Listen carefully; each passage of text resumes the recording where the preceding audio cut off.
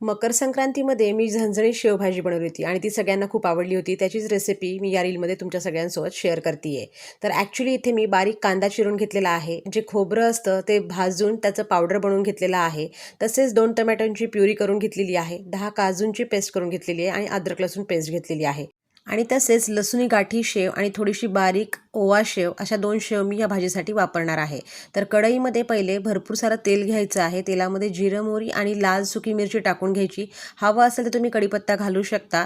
मला नाही आवडत शेवभाजीमध्ये कढीपत्ता, त्यामुळे मी नाही घातला. आणि बारीक चिरून घेतलेला कांदा तुम्हाला छान गुलाबी रंगाचा होईपर्यंत परतून घ्यायचा आहे. मग त्यामध्ये अद्रक लसूण आणि कोथिंबीरची जी मी पेस्ट बनवली होती ती मी टाकली. अद्रक लसूणचा वास जाईपर्यंत ती ही पेस्ट छान मिक्स करून घ्यायची आहे. आणि तसेच 1 चमचा इथे तुम्ही आयदर बेसनचं किंवा मग गव्हाचं पीठ घालू शकता. त्याने भाजी छान दाटसर होते. तर त्यानंतर मसाले घालून घेतले. लाल तिखट, रंगाचा लाल तिखट, थोडासा काळा मसाला, धने पावडर, जिरे पावडर आणि हळद इथे मी टाकली होती. आणि छान मसाला टाकायच्या आधीच गॅस मंद करून घ्यायचा आणि मग मसाला आणि कांदा छान एकत्र भाजून घ्यायचा आहे. नंतर त्यामध्ये जे आपलं सुकं नारळ असतं खोबरं, त्याला छान गुलाबी रंगाचं भाजून त्याचं मी मिक्सरमध्ये बारीकसर पावडर बनवलं होतं ते टाकलं आहे. जर तुम्ही बाहेरचा रेडीमेड शेवभाजी मसाला वापरला तर तुम्हाला खोबरं वगैरे टाकायची काही गरज नाही. त्यानंतर मी 2 टोमॅटोंची प्युरी करून घेतली होती, कच्चेच टोमॅटो. आणि मग ते छान मिक्स करून घ्यायचे आणि एक 10 मिनटं टोमॅटो छान शिजू द्यायचा. मग त्यामध्ये चवीनुसार मीठ आणि थोडीशी साखर मी घातली होती, कारण की टोमॅटो थोडे आंबट असतात. आणि एकदा का मीठ आणि साखर छान मिक्स करून घेतलं की मग त्यामध्ये झाकण ठेवायचं आणि छान तेल सुटेपर्यंत तो मसाला मंद आचेवर शिजू द्यायचा. तर एक 10 ते 15 मिनिटानंतर मी परत एकदा मसाला छान मिक्स करून घेतला. आता त्यामध्ये जी मी काजूंची पेस्ट काढली होती ती मी टाकली.